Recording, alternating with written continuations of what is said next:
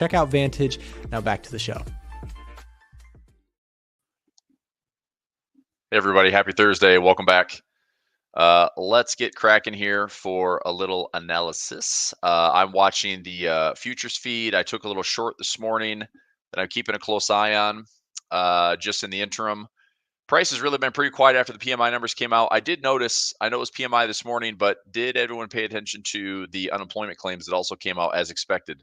232, 232. So that was forecast versus actual. We also had a revision from 227 to 228. Because the market, the only reason I'm talking about this is because the market was a little bit sensitive to employment numbers. We did go from 249 to 233 to 227, back up to 232.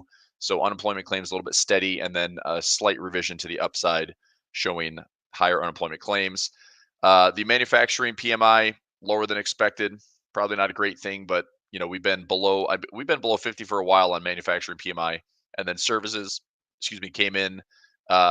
Revision was slightly softer from 56 to 55, and then our forecast here, 54 came in 55.2. But if we look at the manufacturing PMI on the chart, we have been mostly below 50 since, let me try to get a date on this. That is November 2022. This manufacturing number has been down for, wow, almost, we're creeping up on like 2 years of being mostly below 50. We go to services PMI. We had a dry spell there in summer 2022, came out of that funk in December, January 2023, and then we've been steadily above 50 since there. So anyway, reaction, just take a look at some of my levels here. I still have a 565 gamma level that I'm watching for the rest of the week. This is also day one of Jackson Hole. We have a gap fill possibly around this 560 handle, but price is pretty choppy. I thought we'd have a little bit more direction to pop on PMI today. And so I passed on my daily strangle, but it's probably in full profit, I would assume. So if I go to, let me go SPX here.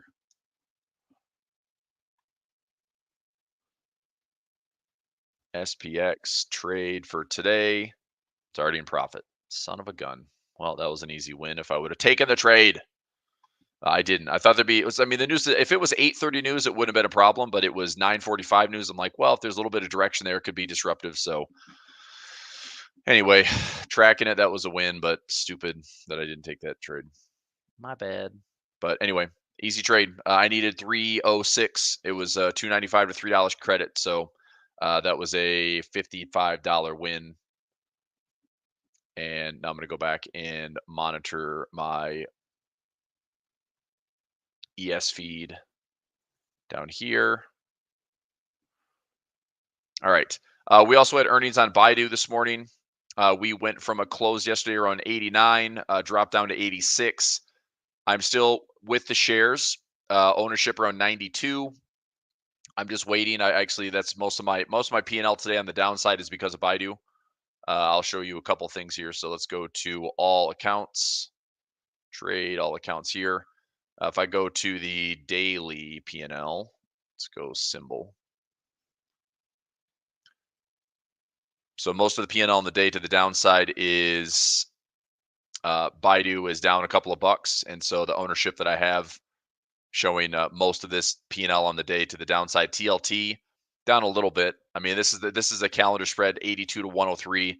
I'm still looking to see if the TLT, if rates are going to continue to fall, if that helps the bonds actually rally. I'm looking for TLT symmetrically to get to 105. And so I have a sell call against it at 103. Philip Morris fell a little bit off the highs. I own a lot of this stock. We're down a little bit. This has been a pretty big one, about 78K return, and plus dividends. That's pretty solid. This trade has been really frustrating. We had a push up to like 370. I need to say about 365. It might be in that dead zone for me where I take a small loss this weekend on Palo Alto. And then some Bitcoin trades, FXY is Japanese yen, Ethereum, BCS is Barclays. So anyway, I'll not bore you with that, but I'm going to keep an eye on this, and I'll drag this over if we're talking other trades. So gap fill is looking like it's happening here. Let me keep an eye on my ES feed as well. ES feed on the 1 hour, ES feed on the smaller time frame. think I'm just going to look at grabbing something here.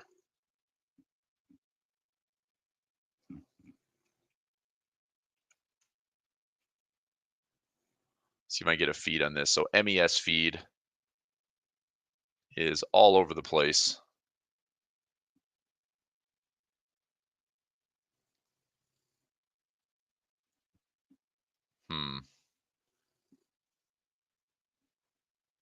So I got in at 51. Just looking at this right now. So 51, trading at 48.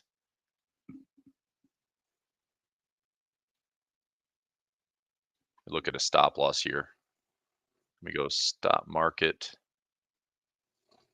So I'm in at 51.25, 56, 51.2. I'll put zeros there. 56.51 stop market.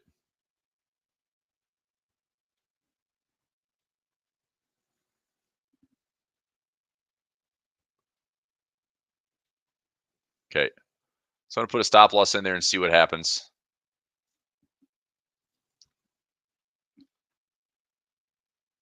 So I'm in for I sold the MES this morning. I'm looking to see if we get back down towards this VWAP. If we're a little choppy today, I saw a lot of volume come into the market during that PMI, and the first price reaction was bearish, and so I was looking to chase that down a little bit. We've had some good reactions off this VWAP all week. This is a weekly, and this is a really nice buy trade, really nice buy trade. And so since we stretched a little bit higher, I was looking to see if we came back into the daily or the weekly VWAP today. So I'll keep an eye on this one. Currently up about $40. And let's see if there's a little bit more to it. So I might just grab the profit here. Let me modify this order. Replace at 51. Live feed is 42, 43. Move this down to 56, 44.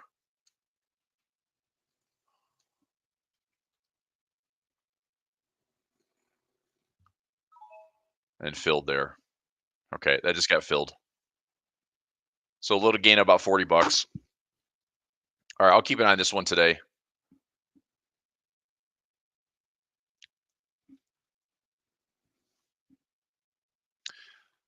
All right, so that's what happens when you're, short-term trading. You just got to kind of stare and not really do anything other than manage. So that trade's done. Grab $40 out of that. I'm still looking for a couple of things on the QQQ. I'm still targeting this 480 and 477 zone. We're going between a couple of gamma levels. I mentioned this morning on my Discord channel. This one stands out today, 420, or I'm sorry, 480. We're trading at 482. I think we can get there. Let me check something. I might do a little quick. Move this down here. If I go to QQQ, maybe look at an intraday. So what's it going to cost me to get to a 480 today? It's going to cost me 65 cents. I'm going to take this trade. So I'm going to get in for 65 cents. I'm going to buy a put at 480. See if we can actually get there today.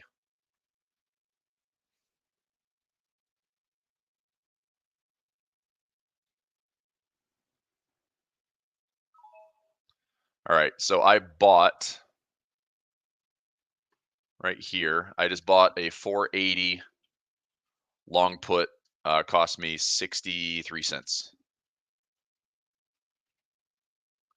So most I can lose is 63 cents. If this gets down to trade at the money, then I should be able to get maybe $1.60 to maybe $2. If we get there quickly, maybe I can turn this into a couple of dollars. So there's my trade right there. Got in for 63 cents. And if price drops a little bit towards the 480 strike, then I'm going to see if that will gain in value and get up towards maybe $1 to maybe $1.50 or so. All right, so keep an eye on that one. I'm going to put this one back up on the other screen, watch that level, see if my price level increases. That would be good. All right, I'm taking requests today. If interested, I'll go little top down here. Let me change this over to the Qs. I'm going to move this chart alarm up from 478 to 480. So let me edit this, go 480.00. And if we hit 480, I'll look and see what that put is trading for.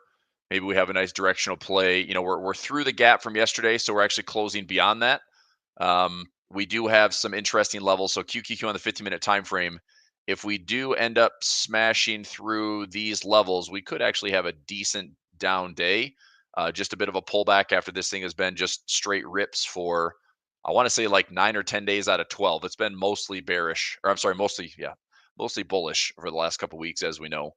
But I'll keep an eye on the short-term stuff, and then I want to keep an eye on the MES feed. 41. Yeah, I'm fine out of that trade.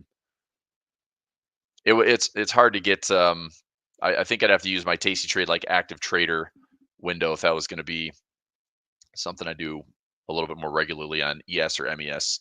But whatever, grab $40. I'm happy with that. And then we'll keep an eye on the Qs today, see if we can hit that 480.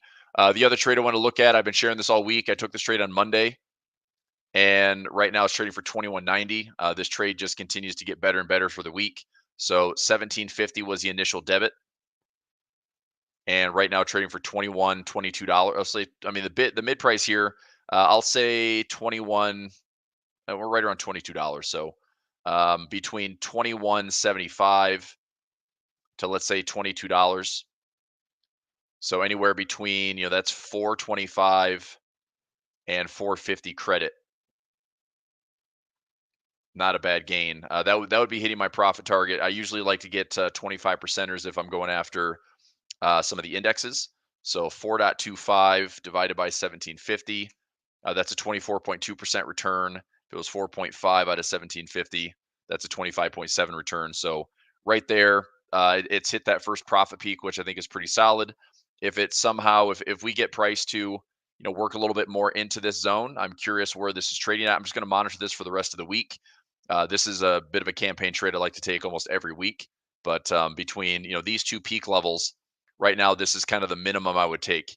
And we can kind of max this thing out at, this should be able to offer up maybe, I don't know, maybe $25 credit if we get up to here, maybe $30 credit if we get to there. Just depends. So I'll keep an eye on it. All right. And then my Qs trade. Keep an eye on that one for the day. See if we just oscillate between. It's just two big levels here. So 434 on the current net position on the gamma and 414. So I'm looking to see if we just go from one to the other. So if we're using this one as resistance for intraday, and we're trying to test that gap. I mean, I'd like to see this. Obviously, the gap can fill and just stay there, and this one is worthless, and I'll lose on that trade. But if we hold this resistance, fill this gap, push a little bit lower, we're just coming back into these previous support levels for the last couple of days of trading. But this gamma level hopefully fills up with some more, kind of hedge positions. So I'm looking to see if that becomes the magnet for the day. That's where I'll be trading to it. And if that happens today during the live session, great. All right, so I'll watch that one on my other screen. Let's switch up here to the charts. Baidu, just this freaking China stuff, like just waiting, staying patient. Take a look at Mag 7. I saw that Netflix was up towards highs. I was looking at the yield curve this morning. Our 2-year and 10-year about 15 basis points apart, still inverted. NVIDIA has earnings next week on Wednesday. I think this is going to be a big one to watch. Couple things I'll talk about this. We'll probably end up looking at trading it next week. I'm certainly interested in some NVIDIA play. If we end up having a faded move prior to earnings, I think that may be a catalyst to get back up to the highs again. If we have a push to the upside prior to earnings, anything higher than that, I'm probably going to look for a fade with a bear call spread if it pays decent enough. Just a bear call spread. That way I can define the risk. I can have time on my side and maybe go out like 1 week or 2 weeks. But this is going to be a big one for next week. I mean, we're back up to $3.17 trillion. If we take a look at Apple versus Microsoft, the three top stocks. I mean, Microsoft is 3.15, so NVIDIA is slightly larger at this stage, and Apple is 3.45, which is number one. So Apple number one, NVIDIA number two, Microsoft number three. A big move, as expected, or beating expectations or missing expectations. If we move outside of the expected move, that should be a 0.5 percent. I mean, the Nvidia alone could probably move the index, the S&P and the Qs probably 0.5% or better if we have a big expected move. So we can talk about that more next week. This is Mag 7 stuff. Overall markets for today still pretty mixed. SPY's flat, Qs are flat, Dow is down, and Russell is down. Yesterday, everything was in green. The Russell was up 1.3%. Today, it's down half of 1%. So pulled right back into this gap zone. I mean, we have a couple of gaps to be mindful of, right? Support here, and there's another gap. If we're just going to see some chop, just high volatility, maybe indecision. Jackson Hole today, tomorrow, Powell's speech tomorrow. As James is showing in the CME watch tool, this has gone up a little bit. Fed is now looking at that 73% probability that we just stick with the 25 basis points cut.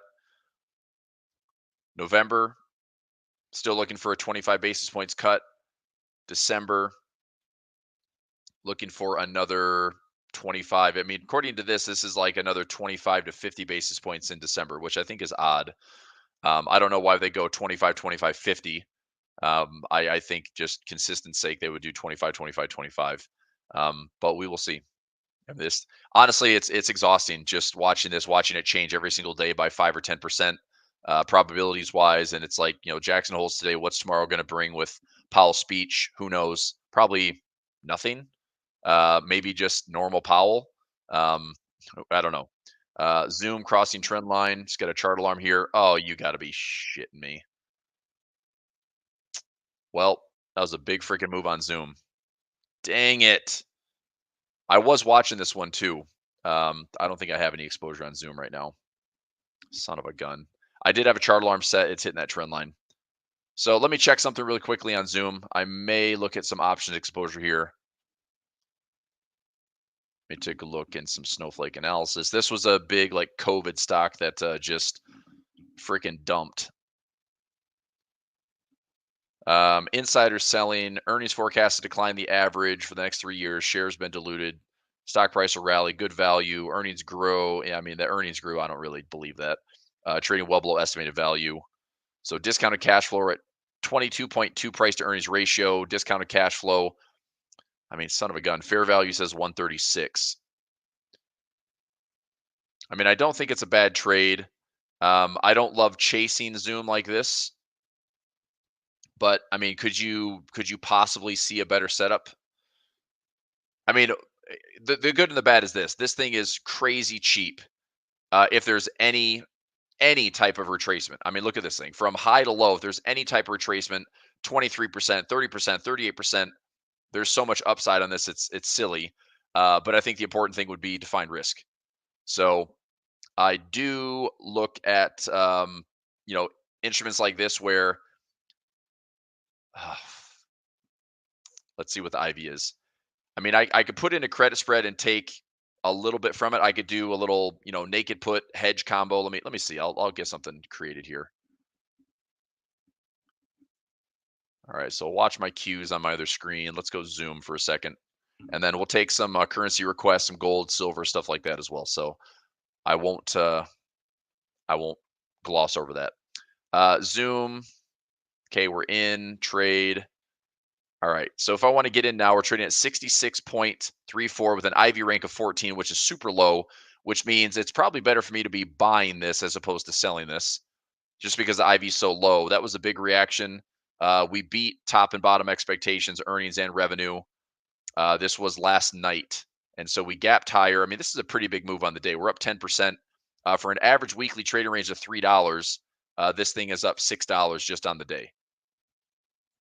So I think if I'm going to get long, how can I do this without getting ripped off? So lows that I'd be interested in, maybe a put around 55. If I went Zoom, let's go, 60 days out perhaps. 55, I can get 10 cents for a whopping naked put. No thanks. Could I do a ratio spread? Maybe. If I went out farther, go to the end of the year, I could probably do a ratio spread here, maybe. If I buy the 55 and I sell the 50, but I sell two of them, this is going to be like a break-even ratio spread. Oops, I did that backwards.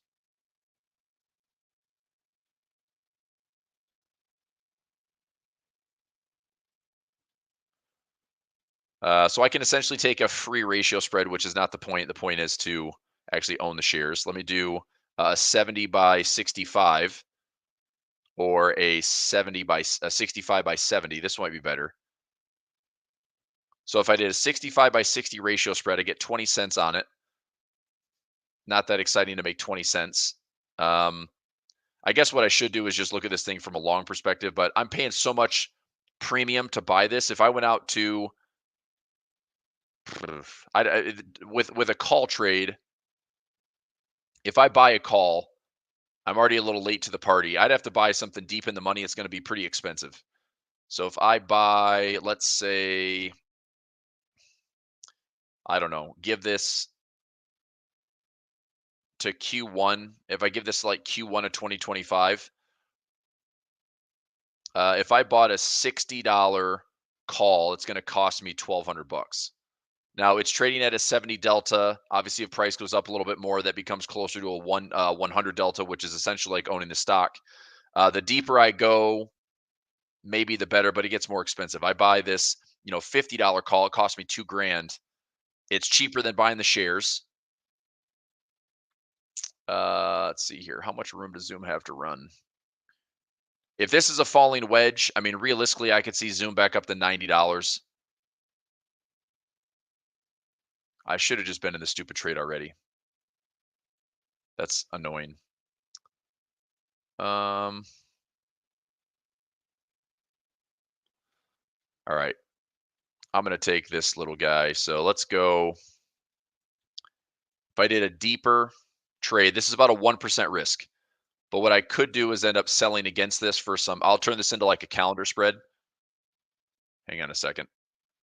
Baidu crossed an 85. This thing is dropping like $4 or $5 today. Baidu, you freaking turd. Okay. Let me get this Zoom trade figured out. So if I buy the $50, it's gonna be about a 1% risk or slightly less than that. But if I buy this and then sell something against it, it does decrease the cost of my overall trade. So let me get in here for like $20 or so and take a little stab. This is out to Q1, Q1 of next year. So if there's upside, I'm paying. I mean, my break even is going to be 70. This is the crappy thing about buying an option only. If I buy it right now, it's going to cost me $20. That means my break even is 70, which means I'm giving this thing a head start of about $3.30. It's already ripped from lows at 55 up to 66. I mean, it's already up a decent chunk percentage wise. This thing's already up 22%. Doesn't mean there's not more to go. We could head up towards 75, 76.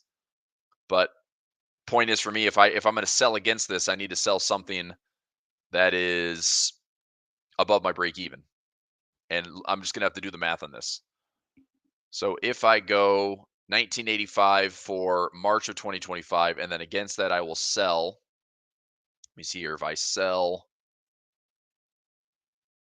let's say the monthly expiration for October, I can sell the 75 call for 76 cents. That would be this. So if I get into the trade for, let's say, $19.65, take away about 77 cents, that makes it $18.88. And I get it called away. So at $18.88 plus the $50 strike puts me at $68.88. I get it called away at 75. I can make $612 if by October we're above $75. It's not bad. I mean, return on capital, if I'm going to fork over about 1888, so what's 612 divided by 1888? That's a 32% return on capital. That's a good trade. That's a good trade. I'm going to take it. So I'm going to buy the March 21st $50 call, and against that I'm going to sell the 75 call in October. takes my debit down to about 1860. I'll go 1865 and get a little action in this for everybody. So let's go here. Fill to 1862.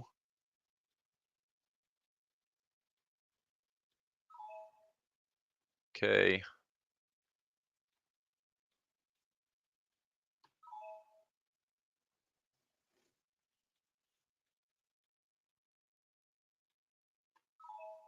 All right, getting filled for 1863. 1862.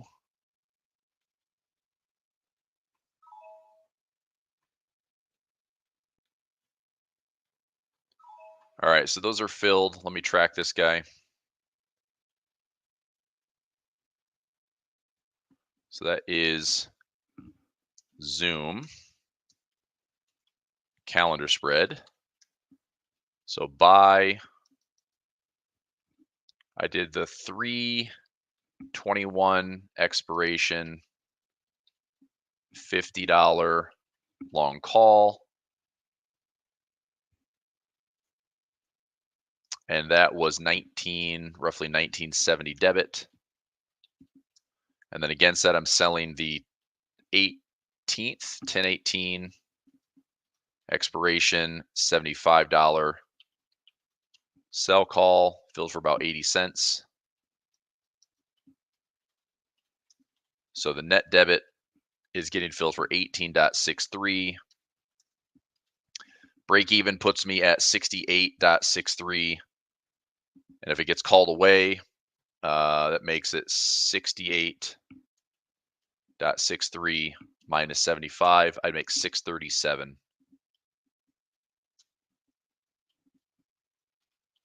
Net profit per contract. All right, so now I can just set a chart alarm. Let's see if we get above 75. And if we get above 75, then I have the sell side called away, make the profit whenever that is. If we come back down to these levels here, if we come back to these lows, then I will probably start a little credit spread campaign. So I want to set a chart alarm down here. These lows are around $56. I'll put a 57.50. 57.50. This is one strategy that I really like. If I get this chart alarm to activate down here, then I'll probably just do like 1, 2, 3, 4, 5 months out and just put a bunch of like 55 by 50, whatever the strike is. Like if I did a 55 by 54 and just do a bunch of dollar credit spreads, maybe I can get 40 to 45 cents per credit spread.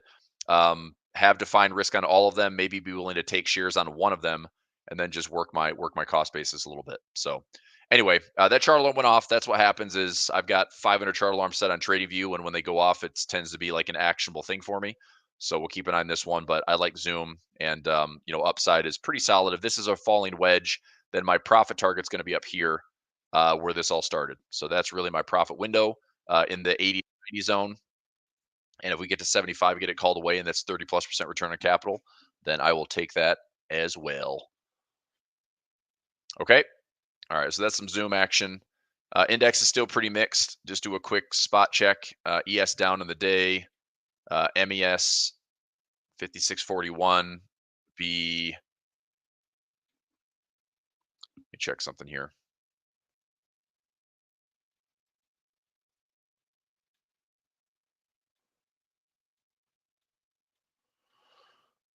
Trading at 37 and change. 30. Yeah, I mean, I got stopped out at 44. I'd be another 6 ticks lower.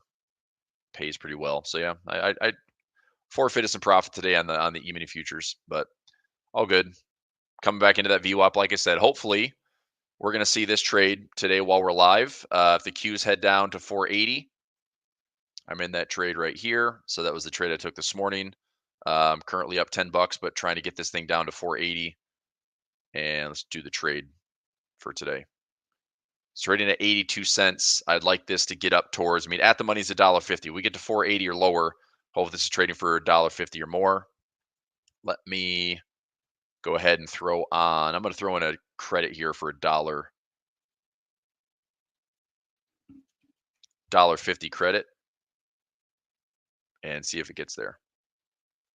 So I'll place that order just so it's there. Price falls to my chart alarm and hits this gamma level. It'd be nice to see in real time if this fills up. So if this level gets hit, that's checkpoint one. If these levels start to fill up at all, there might be, a decent down day, but we'd also be taking out all this intraday support. So I could see, we hit it and pause or, pop from there. So anyway, I'll watch that. All right, let's take some requests. I'm sure a lot of you are watching the dollar index, watching the Japanese yen, watching gold, watching silver. And Zoom is ripping. That's impressive. Let's take a look at the dollar index.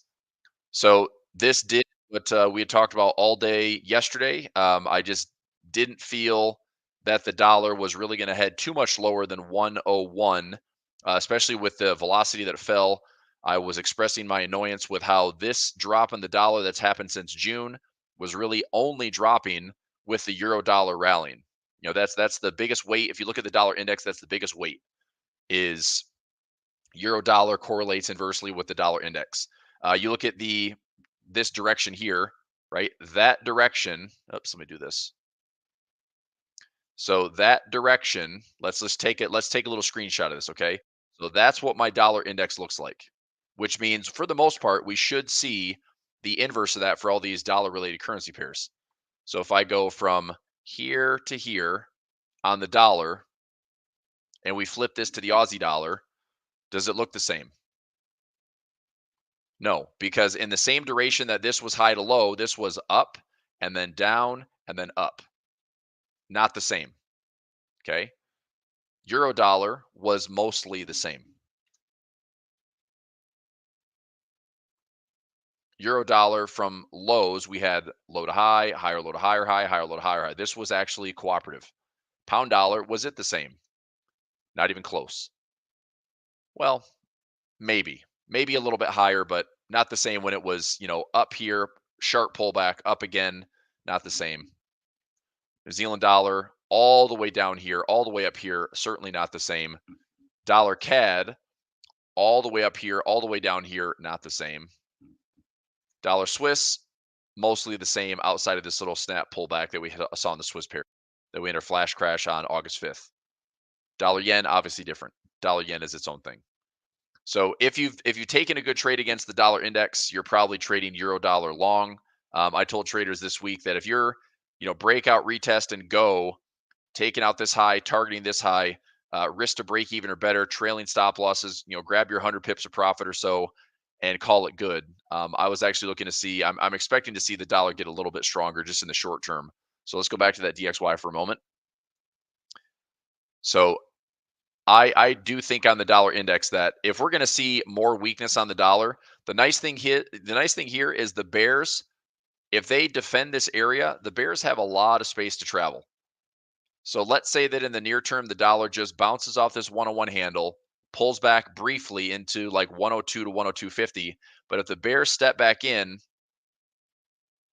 I mean, there's open space. I mean, we have extensions, we have symmetry, we have all sorts of reasons for the dollar to push. I think the issue that I have is how many other currencies, along with the dollar, how many other central banks with the dollar are going to be showing that much divergence? Monetary policy wise, every central bank is going to be cutting rates, most likely, right? ECB is going to cut rates. Bank of England will probably cut rates. RBA has yet to cut. They're at 4.35. They've yet to cut. The RBNZ just cut to 5.25. So I mean, the market is, I mean, it likes to price in dollar stuff, especially because the Fed gets so many, it just gets free miles out of talking about, cutting rates or raising rates, and the markets use that time to price things in. So I think this has been, as the markets come to grips with the Fed cutting, this is essentially price. So by the time we get to the September 18th rate decision, will this dollar index be pulling back? Is it going to, I don't know. Part of me hopes this. We've had a decent sell off on the dollar. We are coming into major and I'd say critical support. If there is a pullback here that gets faded, I'd love there to be more downside in the dollar and allow Forex traders to capture some really nice trends. The issue that I have is if this pulls back above, and I'll just throw this number out here. If we pull back above 104, I'm not a seller on this dollar. I'd say for the dollar right now, we'd have to stay below 103. We'd have to stay below 103, 102.50, and then I'd still be looking for opportunities to short the dollar index and looking to go, short against the dollar against its respective currency pairs. But if we get back above 104, then I'm not looking to short the dollar. And this was a bounce, just like we've seen for the last couple of years. And it still becomes, and I thought we had a nice little wedge, but if this is a bear trap and a fake out trade, we got to be ready for that. All right, so that's dollar index. Yen crosses. I did put some exposure in on some yen pairs. Yen, so I've got a buy trade here at 107.5. It's up about 30 pips right now. Swiss yen, I'm looking for more of a swing trade. I'm trying to get filled in here between this 5.0 and 618 zone to look at a larger swing. This one is a really clean head and shoulders pattern, left shoulder, head to neckline. I know the textbook way to trade a head and shoulders is to sell the neckline break. But in case this is in fact a right shoulder forming, I'm looking to sell it here to start, stop loss above, and then go after a symmetry move for a bigger profit. So I'm turning, this is my reward to risk, trying to turn it favorable and give myself like a 2-to-1 or better. But my sell trade is up here on the Swiss yen. The euro yen, I looked at a buy trade this morning. It's around break even. I guess that's down a few pips, right? Down about 10 pips. But I'm looking at a pretty tight stop on this yen cross. So I'm buying it here. Stop loss below the last 2 days. And if we get back to this high, target one, we get back to this. This is a big pocket candle for me at this 5.0 pullback zone. That's where I'm looking to take some profit, right around that 5.0 pullback. So I'm being a little tighter on the yen crosses. Pound yen, same thing. I'm looking for a pullback. Pending buy at 190, 190.65. And I'm waiting for a legitimate pullback. I mean, we're up here on a trend line break. We are getting a couple candles on the 15-minute time frame to go lower.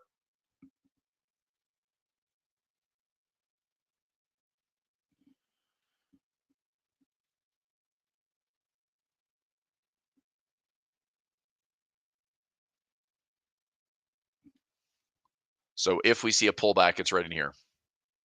I'm trying to get long right in this area. So pullback, trying to buy that. Stop losses below. So that's my stop out. And then go after, this is my 5.0 pullback on the bigger swing. So again, get filled. And there's a good reward to risk opportunity there. New Zealand yen, I'm not in this trade. But this one, I'm looking for a couple of spots. If you want to pay attention to New Zealand yen, I don't mind this one looking for a sell opportunity in this yellow box. So if this is two things, this is either one going to continue to melt up higher, and I'll look for this to roll over and give us a sell trade back down, maybe halfway, maybe all the way, not sure. But if we sell it high enough and we come back from this little area, we could have a nice little pullback. So I do think there's a few hundred pips up for grabs if we get this thing to roll over. The other side would be if we're going, currently this low, this high. If we fall a little bit lower, I'd still look at an opportunity to fill this pocket, get into this 50618 zone, and we might have an opportunity to go long. So I'm waiting. Either I get a chance to sell high and scalp this thing for a little swing scalp, or we fade back down, form a higher low, and then we have a chance to get up here on a swing scalp. That's New Zealand yen. Okay, dollar yen, I'm not really interested in. Dollar yen is behaving in a kind of wacky way, um, similar to the other ones. If this is low, high, higher, low, higher, high, I could still see the dollar index gaining some strength in the near term. I could see the dollar yen pulling back into this kind of 50618 zone. That's really the big spot where if the sellers are going to be active, I'd say the sellers are active in here, right? If the sellers are active, we have this, carry trade, unraveling, deleveraging, and then the market pulls back again, and there could be another round of that to maybe retest the lows, possibly go lower, but nothing's ready yet. I don't see it now. Okay. All right, that's dollar yen. I see some other requests here. Dollar CAD, dollar Swiss, sure. So dollar CAD, I'm looking for a pending sell. We had a nice little swing from high to low. I was long this entire way on the dollar CAD. So when we had this final rip, I was taking some profit, which I was happy to get. And then of course we've been dropping pretty nicely on the dollar CAD. So right now I'm looking to see, there's some good left structure in here between 3750 and 3800. And so I'm looking to see if the market will match that and then give us a chance to sell a swing. In a way, because this trend line is pretty darn clean. I mean, look at this support, support, support. We broke that trend line. We've taken out these recent lows. We're testing these previous levels. I'd like to see this. I mean, again, what I'd like to see what the market does could be different things, but I've seen this happen enough where there's a lot of price action styles that I'm used to seeing play out in the forex market. So if we go high to low, I'd almost like to see this go a little bit lower. Okay, try to drift down here towards like 135 or 134.50, and then have one pullback into this trend line structure, and then fade this for a bigger swing. This is going to be my profit target as a seller. So I just want to see a chance where, if you're crazy aggressive, then sure, you can look at this as an opportunity to buy it in the near term and then try to sell it for a swing. But for me, I'm pretty patient on a lot of these trades. If this thing pulls back here and it's really shallow, it's probably going to drop lower and then pull back again, and we can short that. So I would look to see how this price action on the right side of the trend line behaves, but I'll be watching for sell opportunities at the back side of that trend line. I would be targeting 3,400 or lower. 3,400 or lower gets me back to this structure. 3,200 is an awesome profit target, but at that point, I'm going to be looking to buy this thing again. I've been long, anytime we hit like 32, 31, 3,000, I'm buying this thing. Anytime we got close to that 4,000 handle like we did here, I was looking to sell it. But overall, we're still in this monster range on the dollar CAD. So you can see pretty strong resistance up here and pretty strong support down here. And we're just so far maintaining that. So if we are going to see this thing get back down to, range lows, awesome trade. And then we look to take it back up again.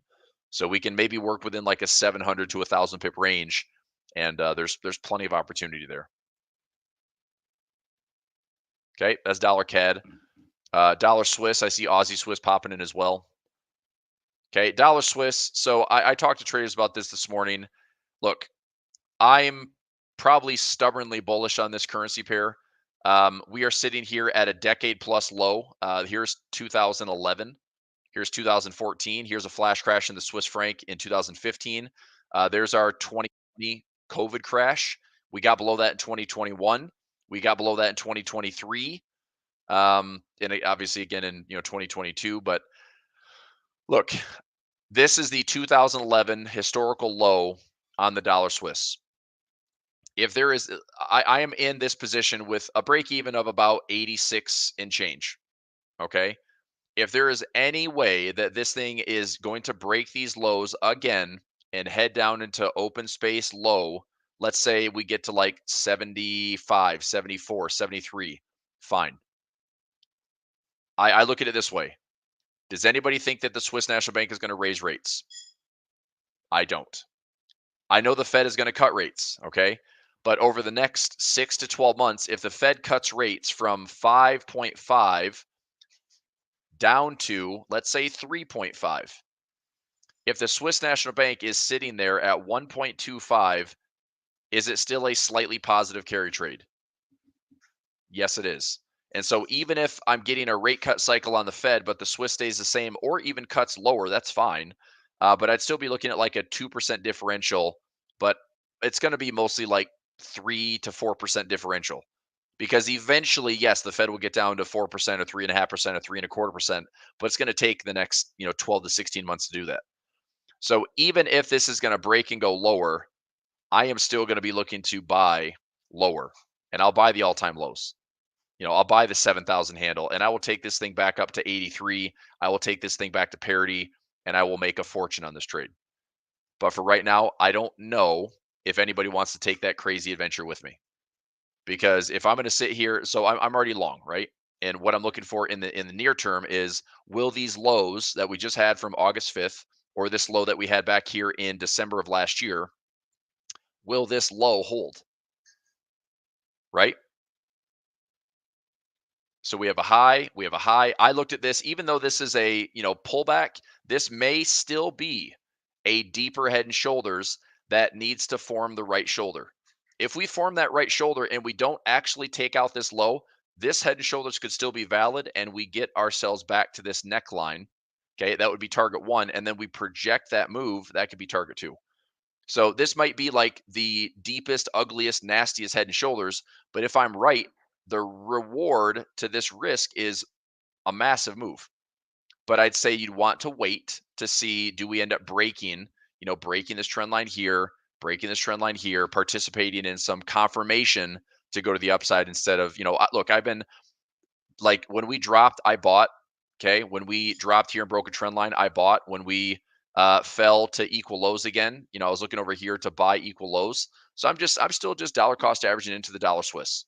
That's that's my position. Look, if this thing goes lower, I encourage all of you to trade what you see, and you can short this thing and maybe it's a great trade. But for me, there's only one other spot this thing has been in 30 plus years. And it's a flash crash low with intervention from the Swiss in 2011.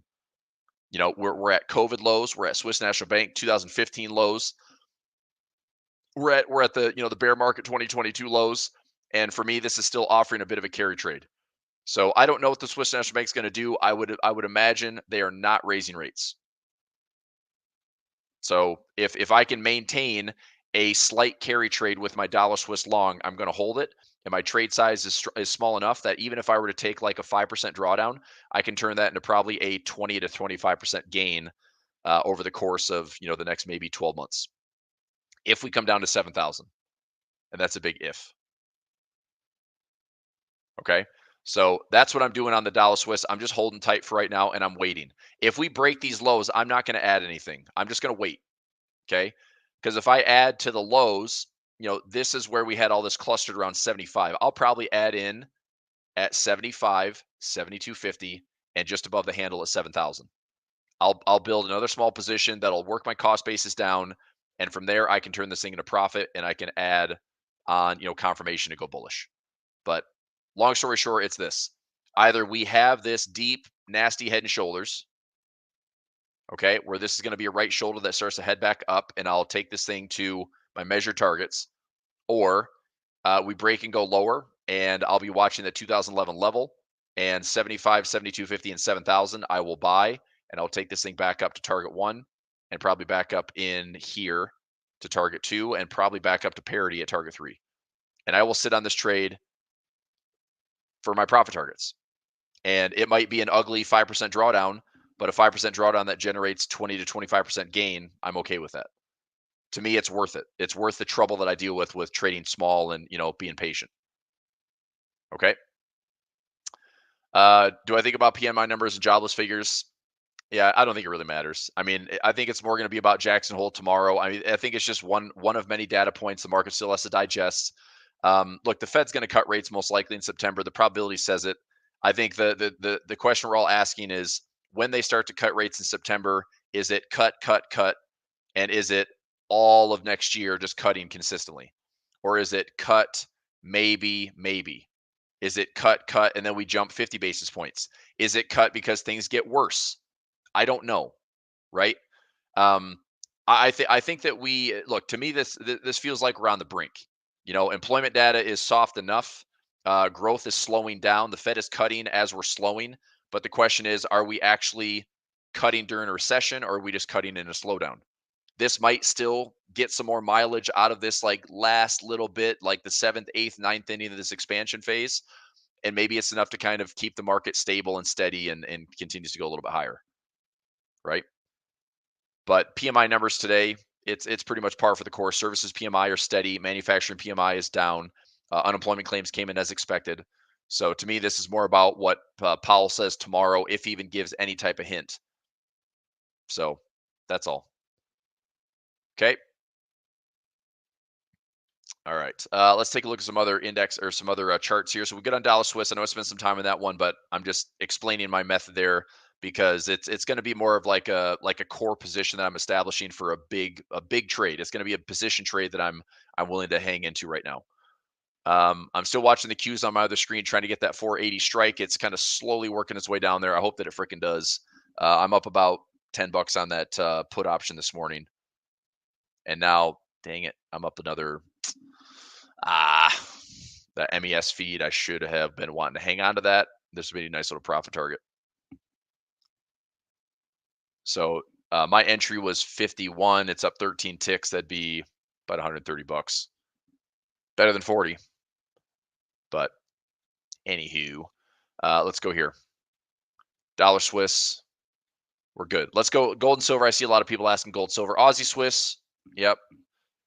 Aussie Swiss, I'm still long. Let's go daily time frame. So why did I buy Aussie Swiss? Because I like this level here. This was the intervention level during COVID. That's the lowest level we've seen on the Aussie Swiss. I think that's a bottom. So to me, from the bottom, we rip up here. We have a bit of a pullback. I'm waiting to see if I can add to this. Look at a 382, 50618 swing area, and then looking to see if we go up, pull back, look for a trend line break, and then try to take this up into the same highs. So if we get to 62, 63, I'm pretty happy with that, whatever that price is here, right around 6,100. I think all the structure that we had back in the 63 zone, this like 60, more 64, 64 to 6,500 is a really nice profit target. So again, if this is a low, similar to what I saw here, low to high, higher low to higher high. If we go low to high, higher low to higher high, higher low to higher high. If we just have like maybe this is a COVID 3-wave move, which is kind of crazy. But if this is a 5-wave move, I'm patient and hopefully patient enough to get this thing back to 7,000 plus. But with a flash crash low, I don't know how many of you have experienced flash crash anything. I've watched flash crashes from 2008 to 2014 to 2015 to 2016 to 2018 to 2020 to just now. So we've had flash crashes. What they usually are is the trend is so one-sided that it pushes everybody out of the trade, and all of a sudden there's no more sellers. And everyone that's been holding, mostly retail traders holding long, get absolutely crushed and they get all beat up and margined out, and then it just bottoms out and then works its way back up. And so this inefficiency on the way down is now market looking for liquidity and efficiency on the way back up. That to me is what the Aussie Swiss just did. We flushed everybody out. We dropped all these stop losses down here. Now I'm looking to see if this will just start waking its way back up to find some efficiency. So I'm long on Aussie Swiss. Okay. Pound Swiss, Dow Swiss, both likely head down together. Nikki, I'm long on both of them. So if they head down together, the margin is more expensive on the Pound Swiss. My target on Pound Swiss is still 1.20. So off of this 2022 low, again, lowest we've seen in 30 plus years in the Pound Swiss. Again, even if my Pound Swiss, I look, I've got positions in Pound Swiss. When we had this move here, I was buying, and then I started to dollar cost average into these ranges. And so I had a decent chunk of profit at 116. I didn't take it because my symmetry target's 120. So I'm not done with this Pound Swiss yet. But in the event that this goes down to these lows again, I'm going to do the same thing I said on the Dollar Swiss. I will buy the Pound Swiss at these lows, and I will go after a range trade all the way back to 115, 116. Okay. PayPal's breaking. Oh my gosh. Some freaking tech going here. I do have some trades running. Actually, I've got some exposure in PayPal. Let me see here. PayPal.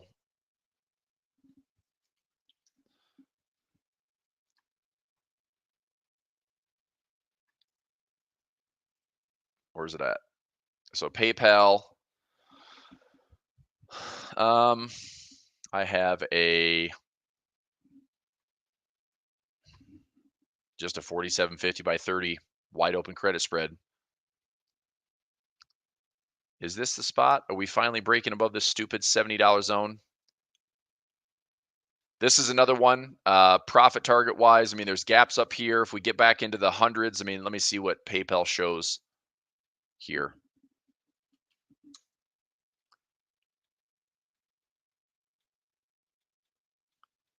I mean, checks a lot of boxes. Earnings forecast to grow. Earnings have grown. Trading well below estimated value. And we're at 16.5 PE ratio. Fair value $100.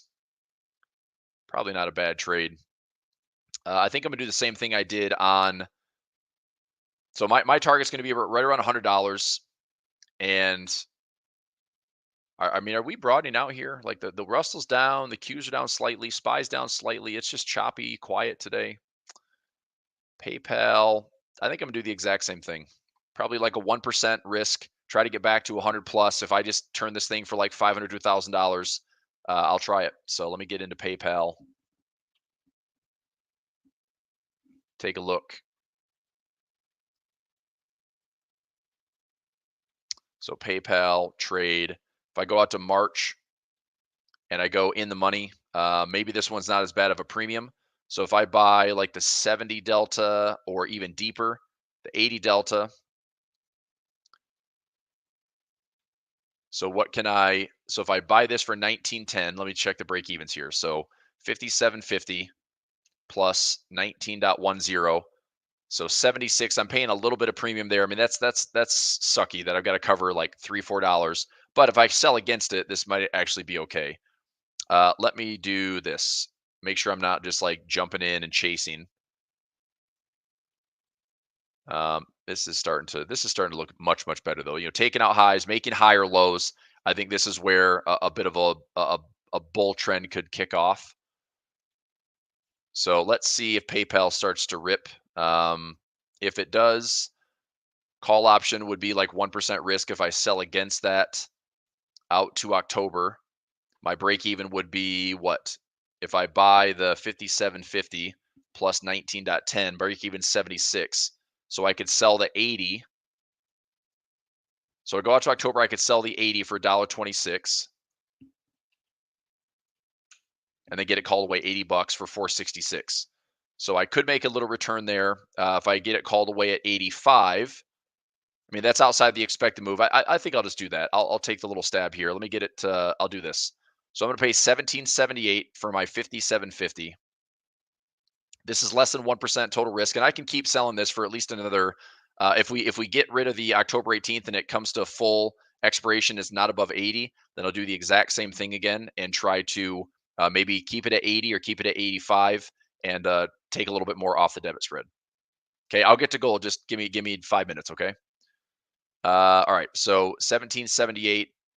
That would be 57.50 plus 17.78. Get it called away at 80. Make 472 on one contract. That'd be 472 bucks. Return on capital would be 26.5% over the next 57 days. It's fine. Okay. See if I can get into this trade for, let's try to get I'm going to go 17.70. Hopefully this will fill. Oh, fudge. Is this thing going higher? Kind of. All right. Let me put in a 17.75. See if I can get the debit here. So I'm buying the 57.50 call. I'm selling the 80. And this will be good enough for like 470 bucks when it's all said and done. If price is going to rip. So let's see what happens here. 1775 not filling. Let's try 17.90. 17.85. Let's try this. 82 got filled. Okay, I'm going to put this in for everybody. 732.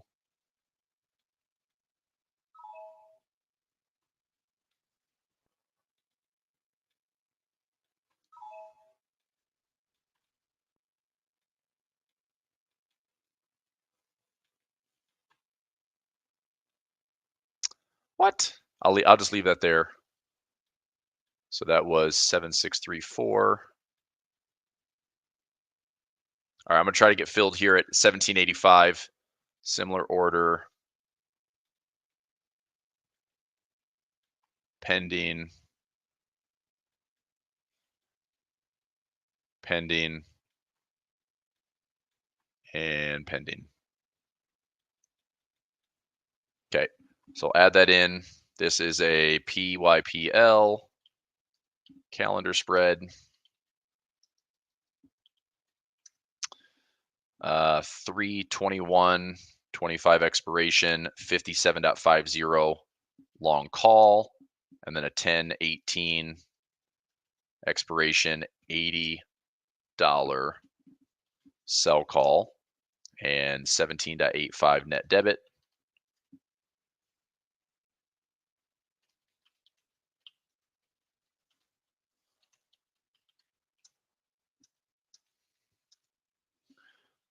Okay, so 1785 debit.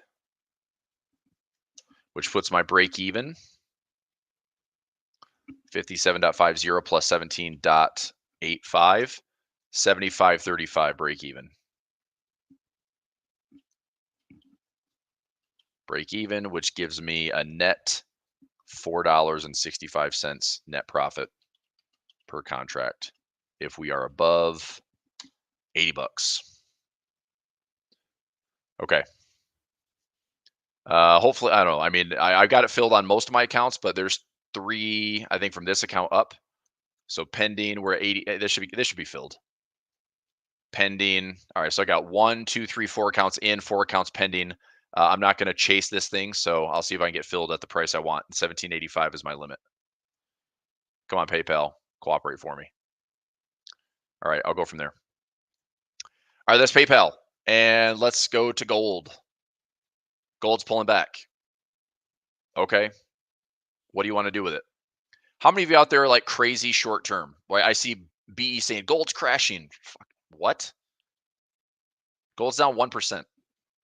Okay, what does a crash look like? Let's think about how we use these like very strong kind of hyperbole terms. Okay, crashing is not 1%. Down day is not crashing. Okay, crashing would be if we came straight down, straight down, straight down, straight down. I would say gold's having some problems. But if we just have a pullback, look, this trend line is healthy right now. I don't think this is a bad spot to look at past resistance becoming support for a short. I mean, if you're like scalping gold and you're watching this, short term, then this could be a buying opportunity in the short term with a very tight stop loss. If you're a little bit more medium term like I am or long term like I am, I'm willing to just chill in gold and see, if we pull back into this trend line here and maybe pull back a little bit, offer that as a trend line support. If we pull back a little bit deeper and we have this breakout zone offers up major support at this trend line and this trend line, and this becomes a level that we can bounce from around 2270 to 2300. So we're not crashing. I mean, unfortunately, the market can't go green every single day. It tries. Look at ES, right? We've had 10 out of 12 days bullish. The SPY, 10 out of 12 days bullish. The Qs, we have 1, 2, 3 can't. There's my PayPal getting filled. Perfect. Everyone's got it now. Good. Yeah. So, I mean, gold is just going to pull back. It's fine. But I get it for some of you that are trading like very short term and actually trade XAU USD spot and you're trading on a leveraged account. You want to have very precise entries and you're trying to scalp this thing, and I get it. Okay. One of my friends that was a great scalper, he would use the daily, the weekly structures and the much, much higher time frame levels, and he would look to scalp off of the 1 and 5 minute charts. Okay. So, I mean, if you're looking for entries, all I see on gold is longer term upside. We have a healthy bull market. Even if I took this trend line and cloned it and put it right there, right? I mean, there's upside on gold. You put the channel with that wick high. You can put it out here to this previous high. I mean, if we're going to stay in a channel, we're kind of gravitating in the middle right now. If we come back to channel lows, I'm using that as a buying opportunity. If we get the channel highs, it's time to protect some profits. But all we're doing right here is oscillating, but we are making higher lows, higher lows, higher lows. And for right now, that is maintaining a bullish posture. So all it is a pullback, in my opinion. Where do I like it? Like I said, short term, this isn't a bad spot to look for longs with tighter stop losses. Medium terms, if we pull back to equal lows or equal lows, not a bad spot to look for some scalping and buying opportunities. Medium to long term, doesn't even matter. You're just trying to get this thing to go higher and higher and higher and let it rip. Okay. As I've said before, I still like silver better, just from sheer technicals, and it's obviously a little bit cheaper. If we have silver outperform gold, that's going to put a smile on my face. But the nice thing is this past resistance in here has bounced nicely. Okay. So if we are pulling back, and then I think where there's a little bit of consolidation in here, right? So if we get up to this zone and consolidate, I'm still looking for silver to offer higher highs and a breakout move towards 35. So if again, if you're patient, there's no reason to jump into this. If we pull back and offer another low at 26, that's a good opportunity to look for longs. If we consolidate here, any type of breakout trade, silver looks good with a breakout trade to the upside. Okay. So I like silver a lot. And silver to me, I mean, we're not trading all-time highs on silver like we are on gold. So to me, there's still a measured component of silver that I like because technically I can see it, you know. So silver, first target's 35, second target's 48. I'd say a round number momentum would be $50. To me, this is a lot easier to measure. Like, okay, I think if I give myself time on silver, I can have my position offer up, another 66% return on a position that's already up like $30,000. So if I get another, chunk on top of that, I'd be pretty happy with that net profit. But silver to me is just better technically, but gold is kind of the ultimate hedge right now against fiat currencies and against inflation concerns. It's a non-correlated asset to the dollar, a non-correlated asset to the stock market. So I think that's why there's always old school like investment portfolios and portfolio managers funds that they're going to hold gold. They're going to have 2, 3, 5% exposure. You got central banks that are buying gold like crazy. You just got to wonder, like, are they going to keep buying at the highs and perpetuate this move up, or are they waiting to? I mean, I don't think they're selling gold. I think they're just accumulating. So, how's your Dallas was buy position going? I mean, it's flat, and I just spent 15 minutes talking about it today. So, I said I was willing to take the crazy train down to 7,000 if I had to, because that's a flash crash low from 2011. But if it holds here at 80, 84, I'm still looking to see if this is a head and shoulders pattern with that bit of flash crash we saw August 5th. So, I mean, my break even's around like 86.50 on my dollar Swiss. I mean, I've been, all my levels are low. I mean, they're all really low. I started building this position back in early 2023. So I'm not that far down in a drawdown. So that's it. All right, I've gone a little. I mean, I don't think I'm taking up anyone else's time. We can go a little bit longer. There's more requests, but we did Aussie CAD, Aussie Swiss, dollar CAD, dollar Swiss. We did the Japanese yens. We did gold. We did silver. We did the indexes. We've got Jackson Hole tomorrow with Powell speaking. I'm watching my cues on the day. Grabbed a little scalp on the MES this morning. I've got a cues going down hopefully to 480 today for a short little gain. SPY, I still have a 565. We'll see if that hits today or tomorrow. I'll keep tracking. This trade is trading up near $23 now. It's like it just kind of gets better with time, which is just another reason I like this trade. So anyway, all good.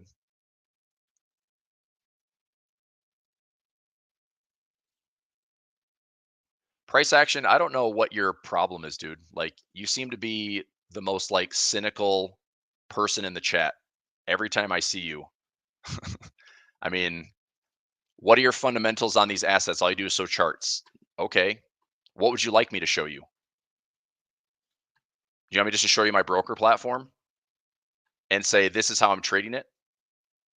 I mean, I think it's easier to show charts when we actually have ideas and open spaces to trade.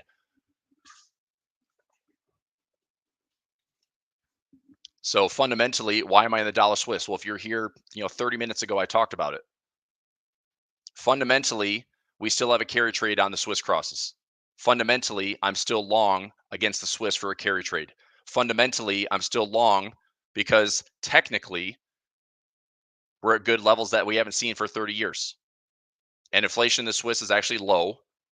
And I think the Swiss National Bank will continue to cut rates along with other central banks, and that pace will continue to slow.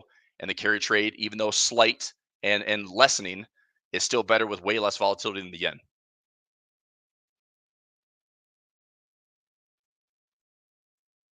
So is that good? That's why I'm in it. IWMQs, sure.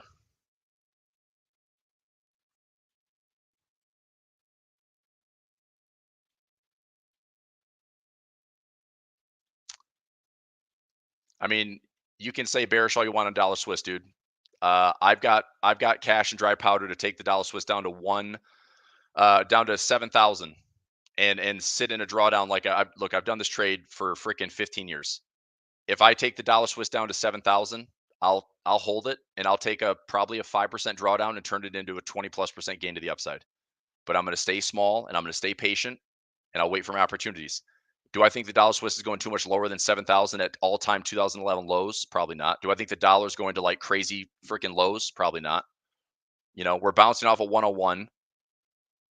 The dollar's going to tell us in the next 4 months whether this thing is true bearish or not. We hit 101. This level's been tested. If the dollar is going to get back above 104, this doesn't matter for the bears anymore. So if we hit 101 and we pull back and we break below 101, then sure, I'm all aboard the dollar bear train, right? So if it proves it, fine. But for me as a trade,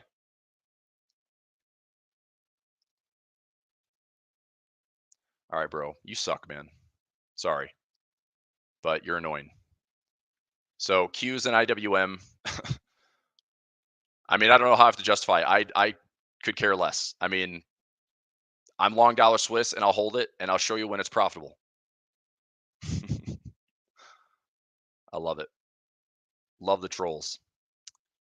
Qs and IWM. We're sitting here with a down day on the Qs. We have some pockets to go back to. So near the all-time highs, path of least resistance remains fairly up, right? We could have a pullback and we're right between a couple levels. So if we have this area here, we have this area here, Qs are kind of stuck in between. It would make some more sense that if we have any pullbacks, the market's going to try to do everything it can to kind of stay with this path of least resistance and buy the dips. Market's likely tracking or trying to get to these all-time highs.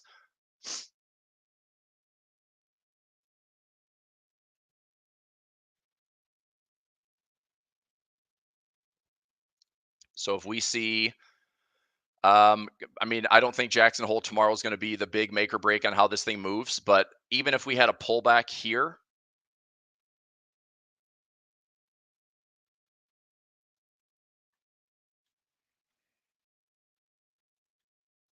if we have a pullback into, let's say, this 470 to 465 zone.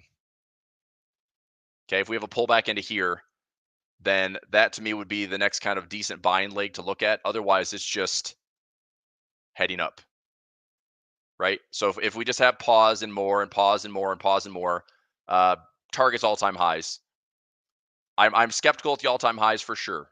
Like if we get to all-time highs and have this, ridiculous V bottom from a 15% fall to a, 20+% rally, it's it's very extreme. That'd be a 18, almost 19% rally to the upside. So can we get there? Sure. But if we see a pullback first, we have a high, we have a low. There's going to be a lot of fighting in the middle of this. And so if the bears are able to kind of turn this thing down a little bit, then we'll see what this kind of bull bear market is made of. Because if we're sitting here struggling, going back and forth, I don't necessarily think it's full on bear. And I think the bulls are going to struggle. We're wrapping up earnings, obviously, with NVIDIA next week. And that might be like the final kind of component to maybe it's enough to get the market to all-time highs and drag the SPY and the Qs higher. But where we have gone, I mean, I just hope that traders were aware that, a 15% discount was offering up some pretty good buying opportunities. But I'm probably trailing some stops right now. If I was just long on the Qs, I'd be trailing. I trade a lot of those directional plays where it doesn't matter if the Qs go up or down. I'm just looking for volatility if possible.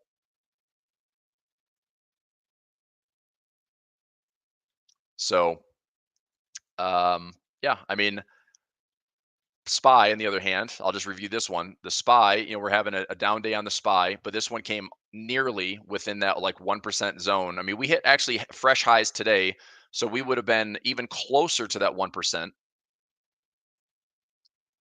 Yeah, we're within about 0.5% of the highs, and we're starting to fade that move a little bit. So we're close, but maybe not close enough. And are we going to see something like this? I mean, with this low or with this potential channel, like who knows, right? But I would imagine the market is trying as hard as it possibly can to maybe poke these highs. But I do think, and think about this, when we're sitting near all-time highs with potential risk. Now, how much upside over the next maybe 3 to 6 months? How much upside do we really have? I mean, I think if this market was just crazy blow off tops, I mean, maybe the index can go up 25%. And if you look at the January bottoms here, where we started in January, I mean, 20 to 30% is doable for these indexes. So we're right in here, and we had a bit of a pullback, but that was like a 1.5% pullback. If we get, I mean, we were up about 19.5% roughly, right? We could go higher, but for me, like the extra, I'm saying for this year's trading, especially the extra, maybe 2.5 to 5%, maybe if we're lucky and super lucky, maybe 10%. That to me is, I'm not saying it's not worth the risk, but it'd be just way more risk defined than it would be if we had another kind of sell-off event and things get a little dicier like they did back in July. This type of indecision would make sense because since 2018, and I keep going back to this, since 2018, we have had so many booms and busts, right? I mean, 2018, it was 2017, all up, 2018 down, ripped up here to 2019 down, okay? Ripped up into 2020, or was it maybe I'm messing. So 2017, drop in 2018, okay, came up, came back down, came all the way up here to highs in 2019, crashed during COVID. There's your broadening pattern, and then ripped up through COVID into 2021, corrected a lot in 2022, and then we're up to all-time highs all over again. So that type of crazy volatility, we had that period from 2018 to 2020. I don't know. I mean, it could be that 2.0. But like I said, if it's like 5 to maybe if we're lucky 10% for the rest of the year, I just think that we have a 10% sell off that could gain traction again.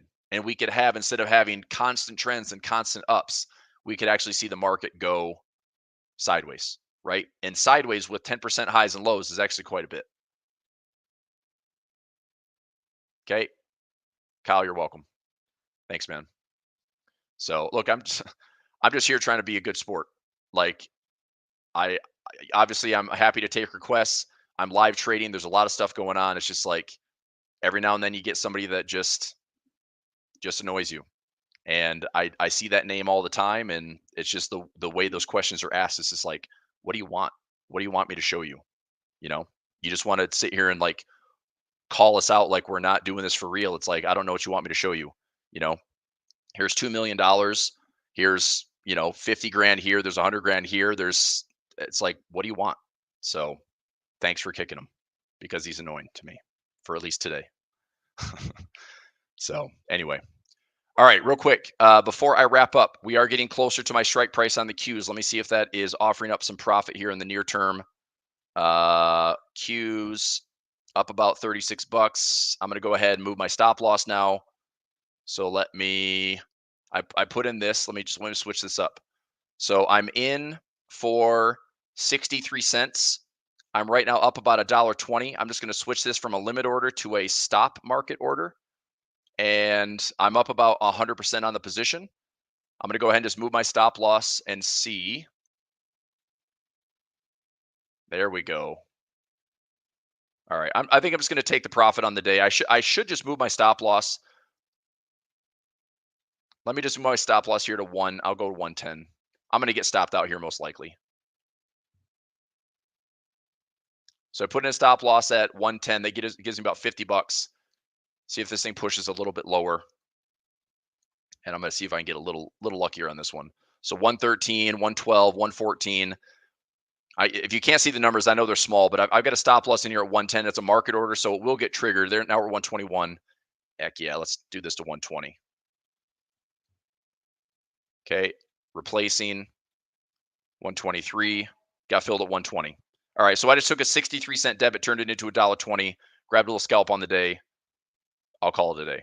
Now, what I do, and this is always what kind of tortures me, is I look at this trade and I look back and say, okay, look, I got in for 63 cents. If I just move my stop loss to, 75 cents or 80 cents, maybe it goes in, and, if it trades down, you see these levels starting to fill up here on my gamma squeeze levels. These start to fill up a little bit. I mean, this could still drop for the morning, but most likely what I would probably see is that we go from this high to this low. If we bounce here, I'm glad that I just took the profit.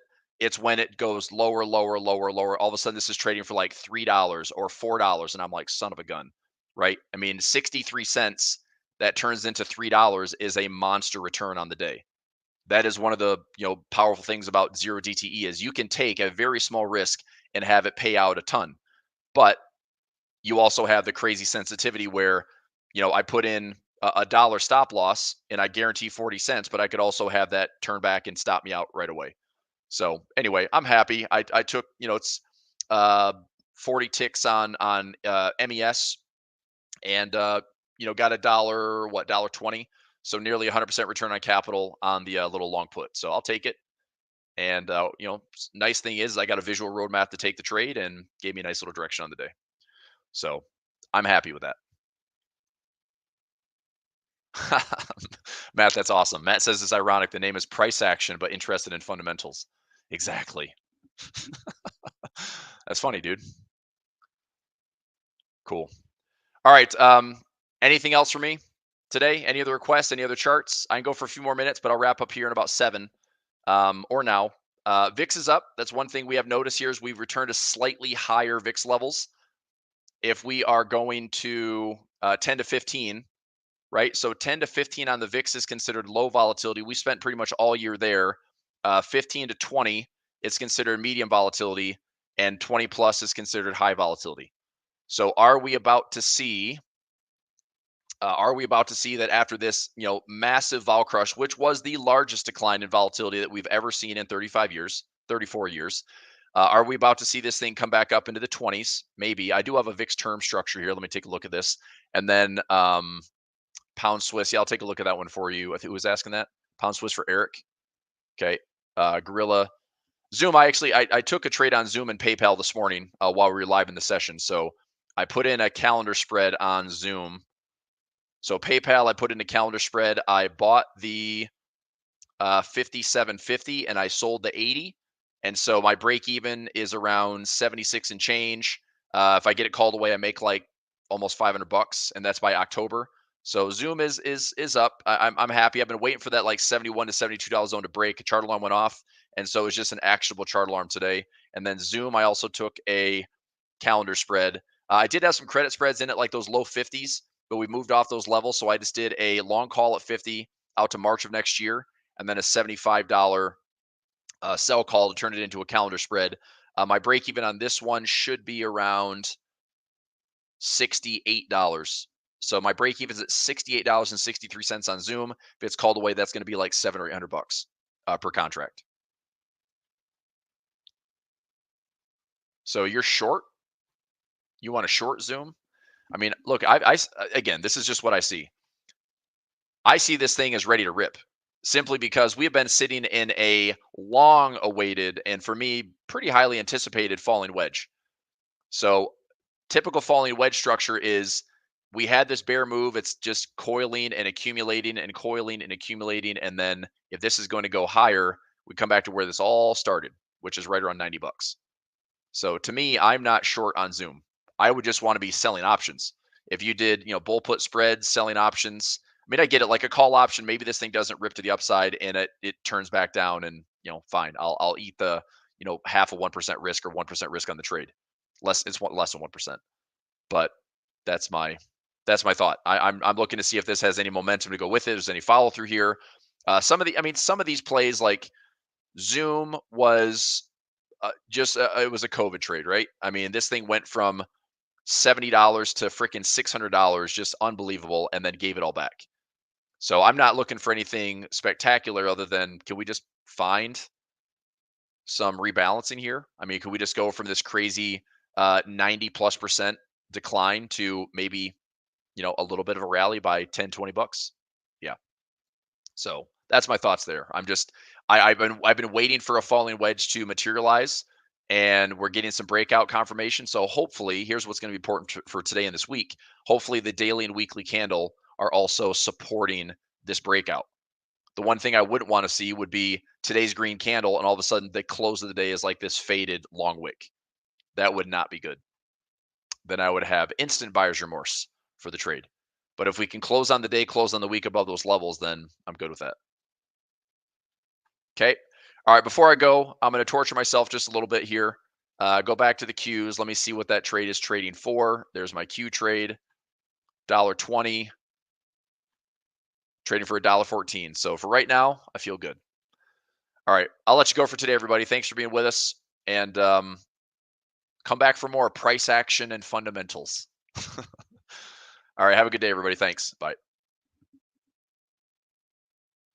Thanks for tuning in to today's A1 Trading Show. Make sure to subscribe and to turn on post notifications so you don't miss the next one. Also, we're looking for more guests to come on the show. If you're comfortable being on camera, have trading experience, and you're looking to grow your audience exposure, we'd love to have you on. In the live stream chat and description below, we'll drop a link to apply to be a live stream guest and join in on the conversation. We hope to have you on soon. That's all for today. Trade safe, and we'll see you next time.